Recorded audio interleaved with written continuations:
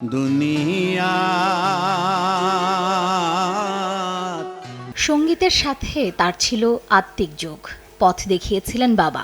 সেই পদাঙ্ক অনুসরণ করেই সঙ্গীতের ভুবনে ডুব দিয়েছিলেন, আর সকলের জন্য খুলে গেছেন এক অপার্থিব সঙ্গীতের অদেখা ভুবন।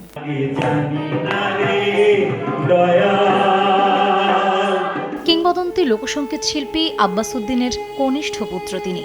জীবদ্দশায় অর্ধশত বছর কাটিয়েছেন লোকসঙ্গীতের চর্চায়, সংগ্রহ করেছেন লোকগান।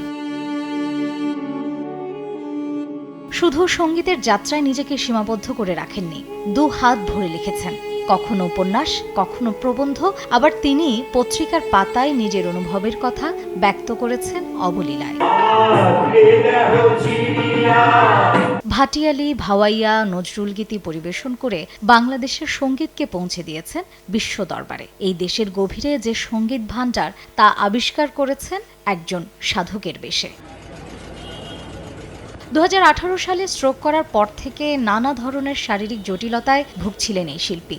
শুক্রবার বিকেলে হঠাৎ শ্বাসকষ্টে ভুগলে তাকে রাজধানীর বনানীর একটি হাসপাতালে ভর্তি করা হয়। সেখানে চিকিৎসাধীন অবস্থায় শুক্রবার ভোর 5:50 শেষ নিঃশ্বাস ত্যাগ করেন মোস্তফা জামান আব্বাসী। ব্যক্তিগত জীবনে অত্যন্ত সদালাপী, যেমন তার সৌম্য দর্শন চেহারা, অন্তরের মানুষটিও তেমনি পরিষ্কার এবং সাদা মনের মানুষ। সত্যিকার অর্থে যে কোনো ভিন্ন মতের মানুষের সঙ্গে, ভিন্ন আদর্শের মানুষের সঙ্গে প্রাণ খুলে তিনি কথা বলতে পারতেন, মিশতেন।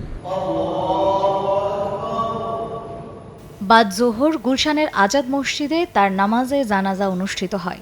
এরপর তার মরদেহ নিয়ে যাওয়া হয় আজিমপুর কবরস্থানে। সেখানে তার বাবা আব্বাস উদ্দিনের কবরের পাশে তাকে সমাহিত করার কথা রয়েছে।